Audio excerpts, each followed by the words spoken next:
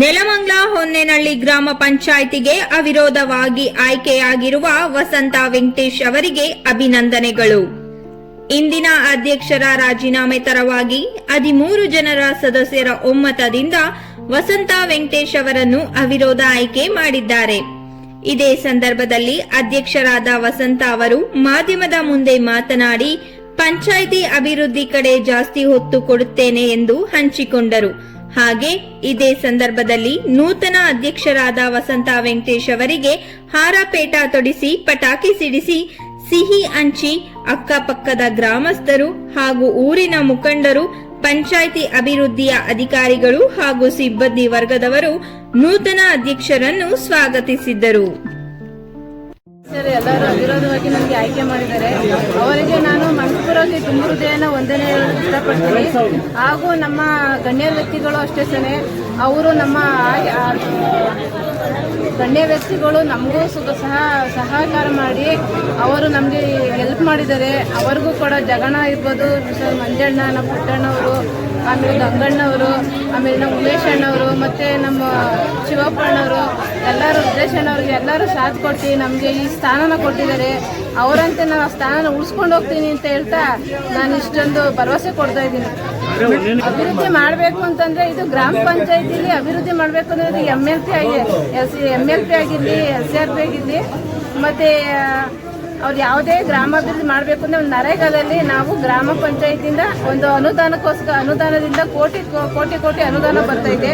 ಅದ್ರ ಮುಖಾಂತರ ನಾವು ಗ್ರಾಮ ಪಂಚಾಯತಿಯಿಂದ ನಾವು ಗ್ರಾಮನ ಅಭಿವೃದ್ಧಿ ಮಾಡ್ಬೋದು. ವಸಂತ ವೆಂಕಟೇಶ್ ಅಂತಂದು ನಮಗೆ ಎಲ್ಲ ಮೆಂಬರ್ಗಳು ಸಾಥ್ ಕೊಟ್ಟು ನಮ್ಮ ಜಗಣ್ಣವರು, ಪುಟ್ಟಣ್ಣವರು, ಗಂಗಣ್ಣವರು ಮತ್ತು ಇಲ್ಲಿ ಸೇರ್ತಕ್ಕಂಥ ನಮ್ಮ 14 ಜನ ಸಹಕಾರ ಕೊಟ್ಟು ನಮ್ಮ ಮಿಸ್ಸಸ್ನ ಆಯ್ಕೆ ಮಾಡಿದ್ದಾರೆ. ಕೆಲಸ ಕಾರ್ಯಗಳು ಏನೇ ಇದ್ರೂ ಅವ್ರ ಮಾರ್ಗದರ್ಶನದಲ್ಲೇ, ಮೆಂಬರ್ ಮಾರ್ಗದರ್ಶನ ಮತ್ತು ನಮ್ಮ ಲೀಡರ್ ಮಾರ್ಗದರ್ಶನದಲ್ಲೇ ಅಭಿವೃದ್ಧಿ ಮಾಡಿ ನಾವು ಮುಗಿಸ್ಕೊಂಡು ಹೋಗ್ತೀವಿ ಅಂತ ಅವ್ರಿಗೆ ಆ ಗ್ರಾಮ ಪಂಚಾಯತ್ ಸದಸ್ಯಗಳಿಗೆ ನಾನು ಅಭಿನಂದಿಸಬೇಕು.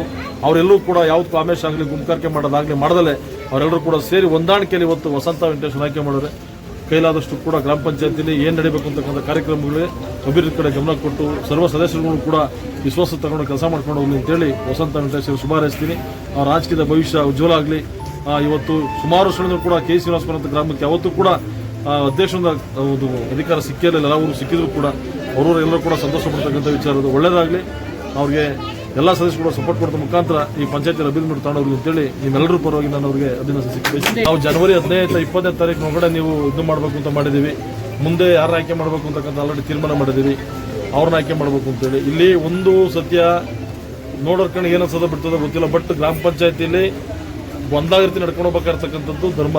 ಯಾಕೆಂದ್ರೆ ಅಲ್ಲಿ ಏನೂ ಇಲ್ಲ, ಅಭೂತಪೂರ್ವವಾದ ಎಂಥದ್ದು. ಒಬ್ಬ ಅಧ್ಯಕ್ಷ ಆಗ್ಬೇಕಾದ್ರೆ ಏನೋ ಗೊಂದಲ ಸೃಷ್ಟಿ ಆಯಿತು ಅಂದರೆ ಈ ಮ್ಯಾಕೆ ಕೂರಿಗೆನ ಜಾಸ್ತಿ ರೇಟ್ ಫಿಕ್ಸ್ ಮಾಡಿ 10 ಲಕ್ಷ 15 ಲಕ್ಷ 20 ಲಕ್ಷ ನಿಂತಿದೆ. ಹಿಂದೆ ಏನು ನಡೆದಿತ್ತು ಗೊತ್ತು ನಿಮಗೆಲ್ಲ ವಿಚಾರ. ಆದ ಕಾರಣ ನಾನು ನಮ್ಮ ಪುಟ್ಟಣ ಒಳಗೇಳ್ತಾರೋ ಜಗಳ ಇಡೀ ರಾಜಕೀಯ ಇರ್ಬೋದು ಏನಂತ ಬಹುಶಃ ನನ್ನ ಕಾರಣ ಮಟ್ಟಿಗೆ ಬೆಂಗಳೂರು ಗ್ರಾಮಾಂತರ ಜಿಲ್ಲೆಯಲ್ಲಿ ಎಲ್ಲೂ ಕೂಡ ಈ ಥರ ಎಲ್ರಿಗೂ ಅವಕಾಶ ಕೊಡುವಂಥ ಕೆಲಸ ಸಿಕ್ಕಿಲ್ಲ. ಅದು ಸಿಕ್ಕಿರ್ತಕ್ಕಂಥದ್ದು ಇಲ್ಲಿರ್ತಕ್ಕಂಥ ಎಲ್ಲ ಹಿರಿಯರ ಸಹಕಾರದಿಂದ ಬಿಟ್ಟರೆ ಕೆಲವು ಜಗದೀಶ್ವರದಿಂದಲ್ಲ. ಆ ಥರ ಮಾಡಾಗಿ ದೃಶ್ಯ ಸೃಷ್ಟಿ ಮಾಡಿದ್ರೆ ಏನು ಲಾಭ ಸಿಗಲ್ಲ. ನಮ್ಮ ರಾಜಕೀಯದ ಬೆಳೆ ಬೆಳೆಸ್ಕೋಬೇಕಾದ್ರೆ ದೊಡ್ಡದ್ರಲ್ಲಿ MLA ಜಿಲ್ಲಾ ಪರಿಷತ್ ಎಲ್ಲ ಮಾಡೋಣ.